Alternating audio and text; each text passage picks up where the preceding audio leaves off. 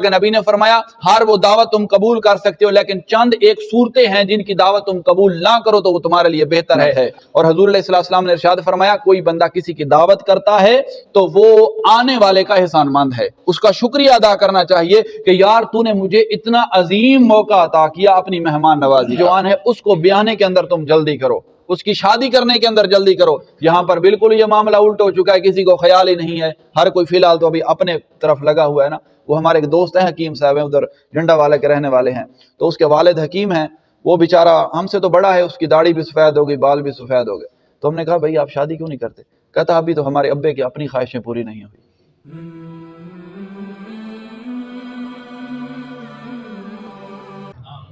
آج کی مختصر محفل نشست میں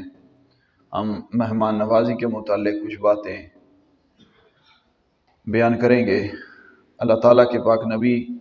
حضرت محمد مصطفیٰ صلی اللہ علیہ وآلہ وسلم کی حدیث مبارکہ سے ابتدا آپ علیہ السلام نے ارشاد فرمایا لا خیرہ، کہ نہیں ہے تم میں سے بہتر،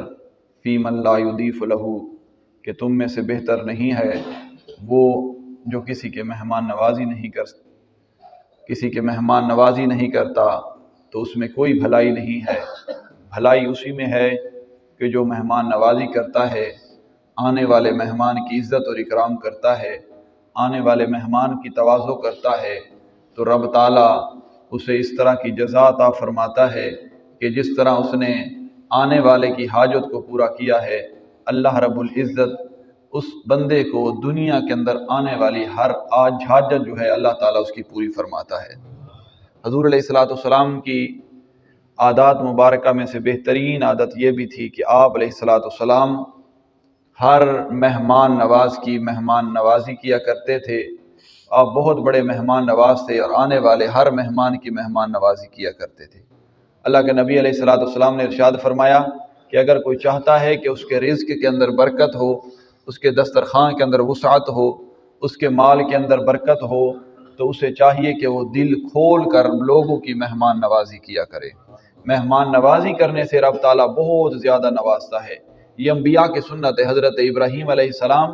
آپ کے بارے میں آتا ہے کہ جب بھی کھانے کا وقت ہوتا تھا، آپ ایک ایک میل سفر کر کے جا کر باہر جو ہے مہمانوں کو تلاش کر کے اپنے دسترخوان پر لے کر آتے تھے، دسترخوان پر لے کر آ کر ان کے کٹھے بیٹھ کر جو ہے کھانا کھاتے تھے۔ اور آپ کے بارے میں مشہور ہے کہ آپ بہت بڑے جو ہے مہمان نواز تھے، بہت بڑے مہمان نواز تھے، اور آج بھی آپ کی غار پر مہمان نوازی جاری ہے، کثیر تعداد میں لوگ وہاں سے لنگر کھا کر جاتے ہیں۔ تو اللہ کے نبی علیہ السلام نے ارشاد فرمایا کہ وہ مسلمان کبھی بھی اپنے دل کو تنگ نہ کرے کہ اگر مہمان آئے گا تو میرے گھر سے کھانا کھائے گا تو میرے مال کے اندر کمی آ جائے گی، میرے رزق کے اندر کمی آ جائے گی، میرا مال کم ہو جائے گا، بلکہ اللہ کے نبی نے فرمایا کہ جو مہمان آتا ہے وہ اپنے ساتھ برکتیں اور رحمتیں لے کر آتا ہے، اور جب وہ اس جگہ سے واپس لوٹتا ہے تو گھر میں جتنی مصیبتیں اور پریشانیاں ہوتی ہیں وہ اپنے ساتھ لے کر جاتا ہے۔ تو مہمان کے آنے کے اندر، مہمان نوازی کے اندر بہت بڑی برکت ہے۔ سیدنا حسن مجتبی رضی اللہ تعالیٰ عنہ ایک مرتبہ گھوڑے پر سوار ہو کر کہیں تشریف لے کر جا رہے تھے، راستے کے اندر دیکھا کہ کچھ غریب لوگ بیٹھے ہیں، انہوں نے کھانا جو ہے کسی ٹیلے پر، ریت کے ٹیلے پر بکھیرا ہوا ہے، بکھرا پڑا ہے۔ آپ سے انہوں نے درخواست کی کہ اے نواس رسول صلی اللہ علیہ وسلم، آپ ہماری مہمان نوازی کو قبول کریں، ہماری ضیافت کو قبول کریں، تشریف لے کر آئیں، ہم آپ کی مہمان نوازی کرنا چاہتے ہیں، ہم آپ کی دعوت کرنا چاہتے ہیں۔ تو انہوں نے کیا کیا جی؟ دعوت کیا تھی؟ وہی ٹکڑے تھے۔ آپ گھوڑے سے نیچے اترے، آپ نے کہا بسم اللہ جی، کیوں نہیں میں دعوت قبول کروں۔ اللہ کے نبی علیہ السلام نے ارشاد فرمایا اگر کوئی شرعی عذر موجود نہ ہو تو ہر مسلمان کو دوسرے مسلمان کی دعوت کو قبول کرنا چاہیے، اور ناپسندیدہ ترین دسترخوان وہی ہے کہ جس پر من مانی اور جس پر اپنی دنیا کی خواہش کے لیے، اپنی دنیا کے مفاد کے لیے اور اپنے آپ کو بہت بڑا سمجھنے کے لیے ان لوگوں کی ضیافت کی جائے، اپنے دسترخوان پر بلایا جائے۔ اور سب سے بہترین دسترخوان اللہ کے نبی علیہ السلام نے ارشاد فرمایا وہی ہے کہ جس کے اندر اس دسترخوان پر غریبوں کو زیادہ فوقیت دی جائے، اس دسترخوان پر غریبوں کو زیادہ کھلایا جائے۔ جتنا زیادہ غریبوں کو کھلایا جائے گا رب تعالیٰ اتنی ہی اس کے مال کے اندر برکتیں عطا فرمائے گا،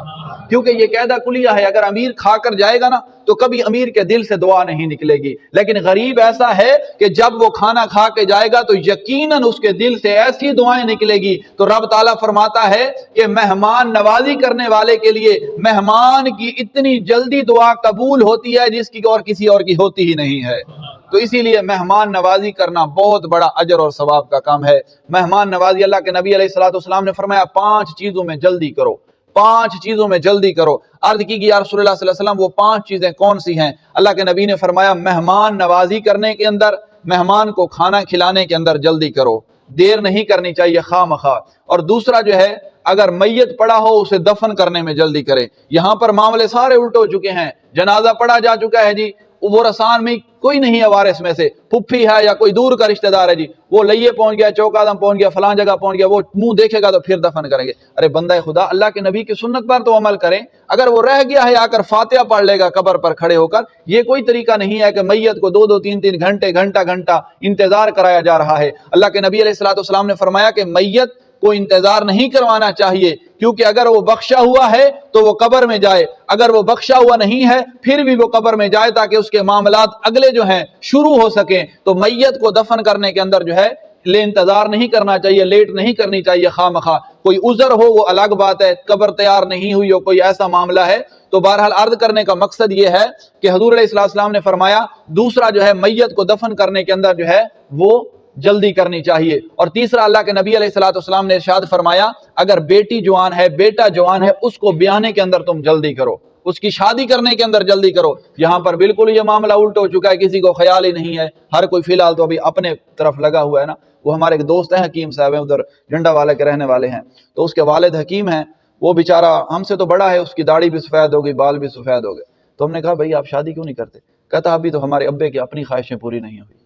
ہر سال وہ کہتا ہے میری تو ہو جائے، اپنی بیٹوں بچوں کی خیر ہے، بیٹیاں جوان ہو گئی، بوڑھی ہو گئی۔ یار کتنی بڑی لعنت ہے اس والدین پر کہ جو طاقت رکھنے کے باوجود بھی اپنی اولاد کی شادی نہیں کرتا۔ کل بروز قیامت جو کچھ بھی اولاد کر رہی ہے، ان سے جو کچھ بھی ہو رہا ہے، کل اس کو والدین کو بھگتنا پڑے گا۔ خام خواہ کے روک کر بیٹھے ہوئے ہیں، چھوٹی چھوٹی باتوں کے پیچھے کتنے مسائل سے الجھے ہوئے ہیں۔ تو اللہ کے نبی علیہ السلام نے ضروری نہیں ہے بہت زیادہ جہیز دیا جائے تو شادی کی جا سکتی ہے، بہت زیادہ کھانے پر لوگوں کو بلایا جائے تو شادی کی جا سکتی ہے، یہ کوئی بات نہیں ہے۔ مختصر سنت طریقے کے ساتھ اللہ کے نبی علیہ الصلوۃ والسلام دونوں جہانوں کے تاجدار حضور ختم الرسول صلی اللہ علیہ وآلہ وسلم کی بیٹی حضرت فاطمہ الزہرا سلام اللہ علیہ، آپ کی شادی تو دیکھیں کتنی بالکل مختصر شادی تھی، سادگی کے ساتھ شادی کی گئی۔ کیا وہ دونوں جہانوں کے سردار بہت زیادہ اہتمام نہیں کر سکتے تھے؟ وہ تو ایسے نبی کی بیٹی تھی کہ جن کی خدمت کرنے کے لیے اللہ کے فرشتے زمین پر تشریف لایا کرتے تھے۔ وہ جیسی شادی کرنا چاہتے کر سکتے تھے، جیسی مہمان لوگوں کو مہمان نوازی کے لیے بلا کر، لوگوں کو دعوت کرنے پر بلا کر جیسا کھانا کھلانا چاہتے تھے کھلا سکتے تھے۔ لیکن انہوں نے ایک درس دیا ہے امت مصطفیٰ صلی اللہ علیہ وسلم کو کہ اگر آپ کے پاس طاقت نہیں ہے، طاقت ہو بھی تو بالکل مختصر اہتمام کرنا چاہیے، بہت زیادہ۔ اللہ کے نبی علیہ الصلوۃ والسلام نے ارشاد فرمایا کہ تم مہمان کے لیے بہت زیادہ اہتمام نہ کرو۔ اس کی وجہ کیا ہے؟ بہت زیادہ اہتمام کرو گے، ایک یہ چیز بھی بنا دی، وہ چیز بھی بنا دی، ہو سکتا ہے کسی ایسی چیز کو بنانے کے اندر تم مشکل میں آ جاؤ جس کی وجہ سے مہمان کے آنے کی وجہ سے تمہارے دل کے اندر فرق آ جائے، کسی نفرت کو جنم آنا ظاہر ہو جائے، تو وہ کھانا کھلانا، وہ آپ کا ضیافت کرنا، وہ آپ کا مہمان نوازی کرنا سب کا سب ضائع چلا جائے گا۔ بلکہ مختصر جتنی آپ کے پاس طاقت ہے آپ مہمان کی مہمان نوازی کریں، اور مہمان کو بھی چاہیے جیسا کھانا ہے اسے قبول کر کے وہ کھانا کھا لے، اور اس مہمان نوازی کرنے والا جو مہمان ہے اس کو چاہیے کہ مہمان نوازی کرنے والے کو میزبان کے لیے ہاتھ اٹھا کر اللہ کی بارگاہ میں دعا کرے، وہ جو بھی دعا کرے گا رب تعالیٰ اس کی دعا کو قبول فرمائے گا۔ اور چوتھی چیز جو اللہ کے نبی علیہ الصلوۃ والسلام نے ارشاد فرمایا وہ یہ ہے کہ اگر کسی کا قرض دینا ہے تو اس کے اندر بھی جلدی کی جائے، قرض کو واپس لوٹایا جائے، قرض کو خواہ مخواہ نہیں روکنا چاہیے۔ بڑے ہیں مالدار تاجر لوگ دیکھے ہیں، بڑے ہی سیٹھ لوگوں کو دیکھا ہے، کاروباری لوگوں کو دیکھا ہے، وہ قرض رو کے بیٹھے ہیں، یا کسی کا حق دینا ہے، کوٹھی بنگلہ بنوا لیا جی، بہت بلند و بالا 5-7 منزلہ کوٹھی بنگلہ بنا لیا، کروڑوں روپے خرچ کر دیے، لیکن اگر مزدور کی چند ہزار روپے بنتی ہے اجرت یا مزدوری بنتی ہے کہ افسوس کی بات ہے کہ اسے روکا ہوا ہے، ہیں جی، افسوس کی بات ہے اسے روکا ہوا ہے، وہ بیچارہ چکر لگا لگا کر تھک گیا ہے۔ تو ایسی کوٹھی بنانے سے، ایسے بنگلے بنانے سے، ایسے محل تعمیر کرنے سے بہتر تھا کہ تم کسی جھونپڑی میں بیٹھے رہتے۔ یہ تو اللہ کے نبی علیہ الصلوۃ والسلام کی حدیث مبارکہ ہے کہ اللہ کے نبی علیہ الصلوۃ والسلام نے ارشاد فرمایا، حضور علیہ الصلوۃ والسلام نے ارشاد فرمایا کہ مزدور کی مزدوری اس کے پسینہ خشک ہونے سے پہلے ادا کرو، رب تعالیٰ تمہاری کل بروز قیامت وہ مزدوریاں پوری فرمائے گا، ہیں جی۔ اور پانچویں چیز جو اللہ کے نبی علیہ الصلوۃ والسلام نے ارشاد فرمایا کہ میت کو دفن کرنے کے اندر پہلی چیز تھی، دوسری چیز تھی، ٹھیک ہے کہ نہیں جی، آپ کی بچی جوان ہے، بیٹا جوان ہے، اس کی شادی کرنے کے اندر، اور تیسری کیا تھی جی، اللہ کے نبی علیہ الصلوۃ والسلام نے ارشاد فرمایا قرض کو ادا کرنے کے اندر، اور اللہ کے نبی علیہ الصلوۃ والسلام نے فرمایا ایک مہمان کی مہمان نوازی کرنے کے اندر، اور پانچویں چیز تھی کہ اللہ تبارک و تعالی سے استغفار کرنے کے اندر کبھی دیر نہ کرو۔ تمہیں موقع میسر آ جائے، تمہیں وقت مل جائے تو اللہ تعالیٰ سے توبہ کر لو، اللہ تعالیٰ سے توبہ کر لو اس سے پہلے کہ تم اس دنیا سے جہان سے چلے جاؤ۔ توبہ کر لو گے تو تمہاری آخرت سنور جائے گی، نہیں پتا کہ اگلے سانس آئیں گی یا نہیں آئیں گی، اس سے پہلے کہ تمہارا حساب ہو جائے، اس سے پہلے کہ یہ تمہاری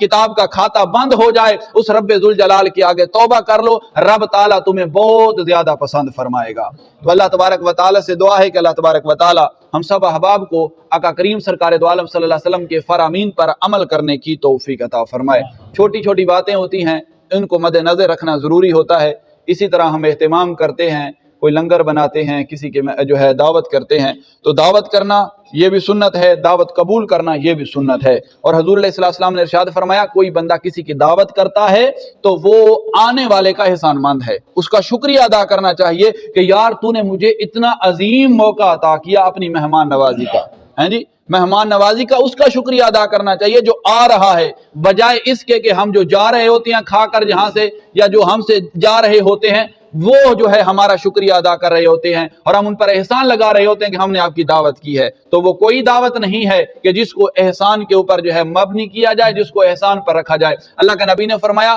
ہر وہ دعوت تم قبول کر سکتے ہو، لیکن چند ایک صورتیں ہیں جن کی دعوت تم قبول نہ کرو تو وہ تمہارے لیے بہتر ہے۔ اگر کہیں شراب خوری چل رہی ہے، شراب کا اہتمام ہے، اس محفل کے اندر ناچ گانے کا اہتمام ہے، وہاں پر جائیں گے، شریعت کی حدود کی پاسداری نہیں کی جائے گی، شریعت کی حدود کو پار لگایا جا رہا ہوگا، تو ایسی دعوتوں کو قبول نہ کیا جائے تو وہ تمہارے لیے بہتر ہے، کیونکہ جہاں پر فحاشی ہو رہی ہو، جہاں پر عریانی ہو رہی ہو، جہاں پر غلط کام ہو رہا ہو، شریعت کے منافی کام ہو رہا ہو، تو وہاں پر آپ دعوت پر جائیں گے بھی صحیح تو آپ سوائے گناہ کے اور کچھ نہیں لیں گے۔ تو اللہ تبارک و تعالی ہم سب احباب کو دین مصطفیٰ صلی اللہ علیہ وسلم کے مطابق اپنی زندگیاں بسر کرنے کی توفیق عطا فرمائے۔